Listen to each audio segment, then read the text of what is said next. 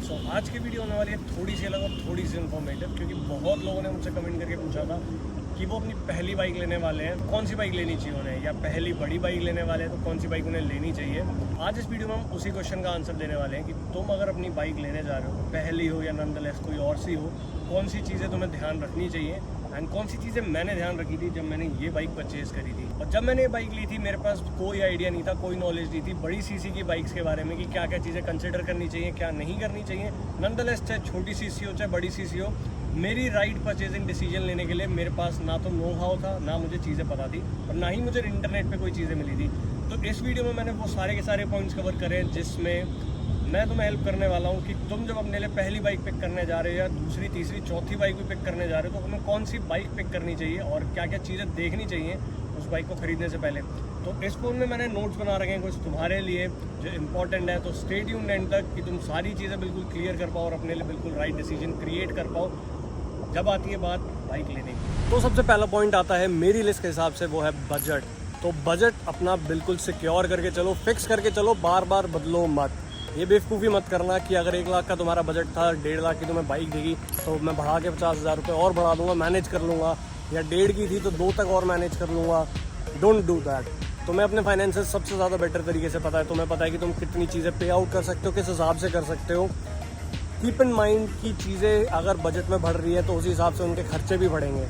At least बाइकों के scene में तो यही सीन है। तो जैसे जैसे तुम अपनी बाइक का बजट बढ़ाते जाओगे उसका मंथली एक्सपेंस और खर्चा भी बढ़ता जाएगा। तो मेक श्योर बी अवेयर कि एक बजट सेलेक्ट करते हो और उस बजट पे टिके रहते हो थ्रू आउट द एंड सिर्फ उसी कैटेगरी की बाइक के ऑप्शंस को एक्सप्लोर करते हो, अनलेस तुम्हारे पास ऊपर वाले ने एक पेटी गिरा दी ऊपर से, पैसा ही पैसा होगा। अभी फिलहाल तुम मेरी हालत देख सकते हो, पसीने बहुत ज़्यादा आ रहे हैं, बारिश का मौसम हो चुका है, गुजरात में बहुत बुरा हाल चल रहा है। सो जो भी गुजरात से देख रहा है, I am praying for you guys, hopefully तुम सारे के सारे ठीक हो एंड टेक केयर गाइज। तो before we go on with this video, मैं तुम्हें बस ये बताना चाहूँगा, ये सिर्फ एक बायस गाइड है, मैं तुम्हें सिर्फ गाइड करने की कोशिश कर रहा हूँ। This is not an hard and fast rule. जो मैं चीज़ें तुम्हें बताने वाला हूँ इस वीडियो में, तो डिसीजन एंड में तुम्हारा ही होगा, मगर तुम थोड़ा ज़्यादा अवेयर डिसीजन ले पाओ उस वजह से मैं तुम्हें ये चीज़ें बता रहा हूँ। सो येस, अब लोकेशन चेंज करते हैं, दूसरी जगह चलते हैं, बाकी पॉइंट्स तुम्हें वहाँ पे जाके बताते हैं, क्योंकि व्हाई नॉट, मौसम अच्छा है, बादल देखो कितने प्यारे प्यारे हो रहे हैं, सोने सोने बादल। तो नेक्स्ट लोकेशन पे चलते हैं, see you guys there now. So the next thing which comes is riding style. तो जैसा तुम्हें दिख रहा होगा, मेरी bike adventure tourer, I guess Dominar adventure tourer में लाई करती है। तो ना तो ये स्पोर्टियर है ना ये फेयरिंग बाइक है, तुम्हें दिख रहा होगा। तो डिफरेंट काइंड्स ऑफ कैटेगरीज होती हैं। आई प्रेफर्ड कि नॉर्मल कम्यूटर जैसी हो बाइक जिसे मैं डेली यूज़ कर पाऊँ, वेयर एज पावर भी हो उसमें, और मैं एडवेंचर पे भी ले जाना चाहूँ तो ग्राउंड क्लियरेंस वगैरह अच्छी हो। तो this bike was the right fit for me. तो just to give an idea कि अलग अलग राइडिंग स्टाइल की बाइक्स कौन सी है, जैसे मैंने तुम्हें बताया ये एडवेंचर टूरर है। अब अलग अलग टाइप की बाइक होती है, जैसे क्रूजर्स होती हैं, क्रूजर्स में जनरली एवेंजर्स आती हैं छोटे सेगमेंट में, एंड बड़े सेगमेंट में भी नहीं आई है सुपर मीटियोर 650। मैंने उस पर वीडियो बनाई है, अगर तुम देखना चाहते हो तो मैं आई बटन में डाल दूंगा ऊपर, तुम जाके चेक कर सकते हो।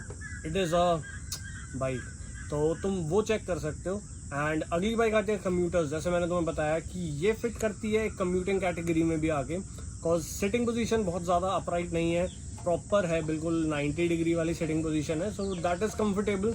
हमारी कन्वेंशनल बाइक्स होती हैं छोटी वाली, जैसे पल्सर, अपाचे, मतलब तो पहले आती थी जिनकी फ्लैट बेंच सीट होती थी, वो वाला कंफर्ट फील कराती है मुझे ये bike personally. Third category is the sports bike.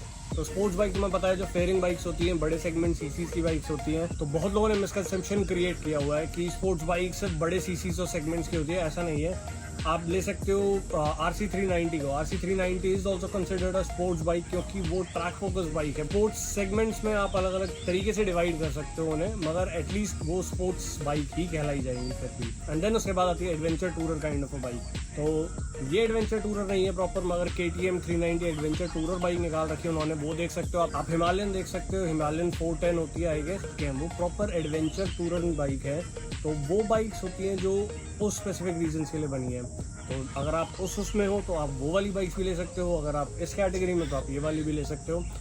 That is all on you guys कि तुम किस तरीके की बाइक ढूंढ रहे हो अपने लिए। तो ये रही बात राइडिंग स्टाइल की। अब तुम्हारा राइडिंग स्टाइल क्या है तो उस पर डिपेंड करता है कि तुम किस तरीके की बाइक सिलेक्ट करते हो। अब करते हैं अगली चीज़ के बारे में बात, तो उससे पहले करते हैं location change and see you guys वहाँ पे। अब so the next point comes is usages. तो एक बार मैं इसमें से बताता हूँ तुम्हें, क्योंकि मैं नहीं चाहता कि तुम कुछ गलत सुनो मेरे से। तो यूजेज में मैंने कुछ सब पॉइंट्स लिखे हैं, जैसे फ्रीक्वेंसी, कि तुम बाइक को कितना ज़्यादा फ्रीक्वेंटली यूज़ करने वाले हो, कि तुम दिन में 100 किलोमीटर चलाओगे, 200 किलोमीटर चलाओगे, दिन में 4-5 बार निकालोगे बाइक को बाहर छोटे राउंड्स के लिए ही सही, तो उस पर्पज़ के हिसाब से देखा जाए। अब अगर बात करते हैं इस बाइक की, तो मेरा दिन का यूजेज एक टाइम पे 100-200 किलोमीटर का भी था दिन का सिर्फ। एंड कई बार ऐसा भी होता है कि मेरे को इसे दिन में 4-5 बार भी निकाल के ले जाना पड़ता है मार्केट के लिए। एंड इतनी हैवी बाइक को मार्केट में ले जाना is a headache. So the next thing comes is the main purpose. तुम किस पर्पस के लिए बाइक ले रहे हो। अब मैंने जब ये बाइक ली थी उस टाइम पे मेरी कॉलेज स्टार्ट होने वाली थी। So I bought this bike for the whole purpose कि मैं लड़कियाँ पटाऊँगा, which came out to be false, कि तुम कितनी प्यारी बाइक ले लो, कितनी अच्छी बाइक ले लो, bikes won't get you bitches.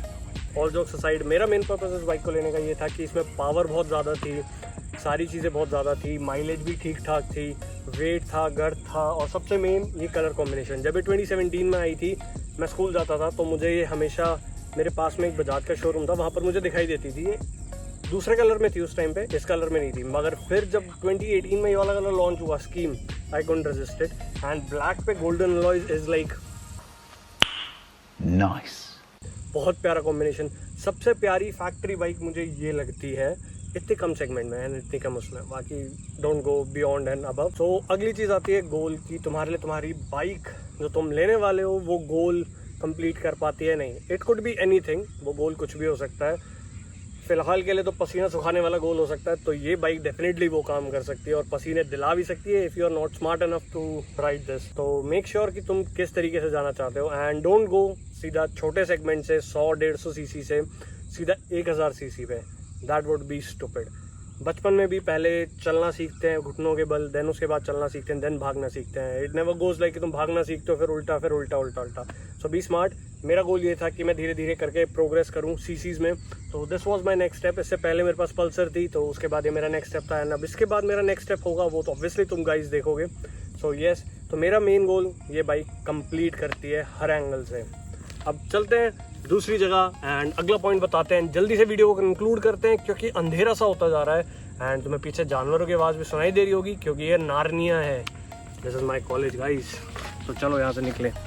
Next thing comes is the comfort in the mileage. तो बाइक की कंफर्ट बहुत ज़रूरी चीज़ है। अगर आप बाइक का यूजेज बहुत हाई रखने वाले हो और बाइक आपको बहुत ज़्यादा फ्रीक्वेंटली निकालनी है, तो it is better to go for a comfortable bike than sportier looking bike या फिर स्पोर्टियर सेगमेंट वाली बाइक।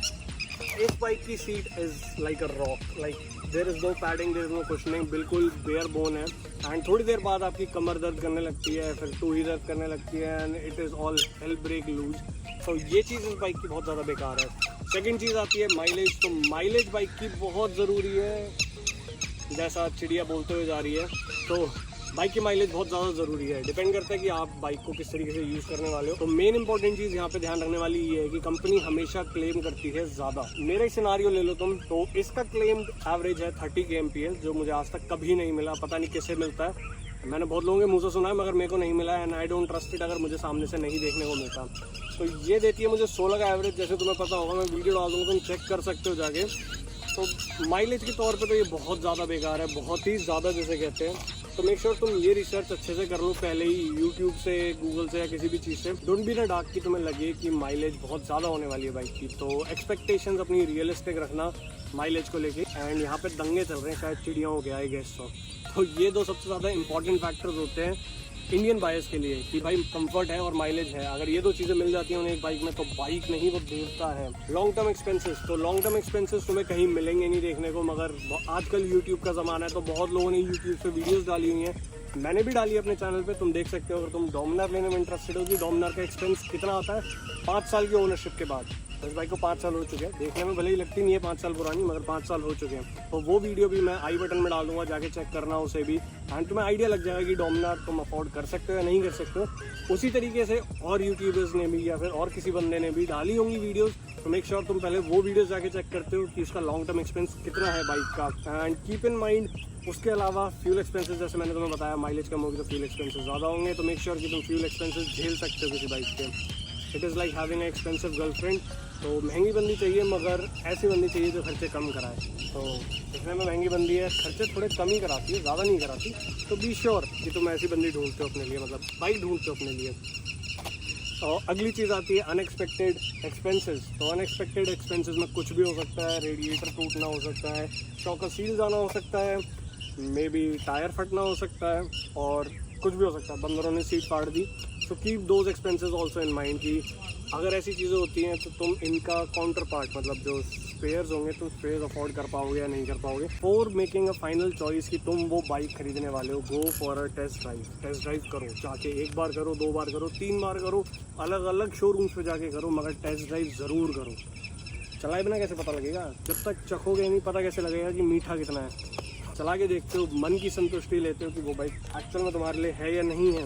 और अगर उस बाइक को चलाने के बाद तुम्हें अंदर से फीलिंग नहीं आती कि भाई यही है, यही वाली है, यही तो चाहिए थी, जो मुझे चाहिए थी वो यही है, अगर वो नहीं आती तो may be it is not the right bike for you. Keep on looking guys, आगे जाके तुम्हें मिल सकती है, मे बी कोई और बाइक मिल जाएगी, मगर इतनी क्लाउडेड जजमेंट मत करना कि तुम्हें बाद में रिग्रेट हो बाइक लेने के बाद।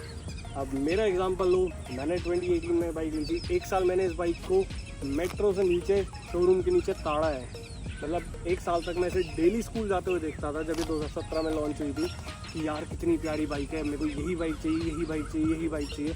1 साल तक मैंने अपनी रिसर्च करी एंड जब उस टाइम पे बाइक आई थी तो कुछ भी अवेलेबल नहीं था ऑनलाइन, इसके बारे में कुछ नहीं पता था। बहुत गिनती के फॉर्म्स थे जिन पे चीज़ें अवेलेबल थी बाइक के बारे में, तो इसलिए मेरे को 1 साल लगे अपनी रिसर्च करने में। तो टेक योर स्वीट टाइम। फिलहाल this is the user guide for you guys and अब आज की वीडियो करेंगे यहीं पे ख़त्म। होपफुली जो भी चीज़ें मैंने तुम्हें कवर करी है इस वीडियो में तो तुम्हें हेल्प करें बेटर डिसीजन लेने में कि तुम कौन सी बाइक खरीदोगे जाके, कौन सी बाइक नहीं खरीदोगे जाके। तो this is all for today guys. अब मिलेंगे तुमसे अगली वीडियो में, होपफुली अगले दिन। So see you guys until next time. Peace.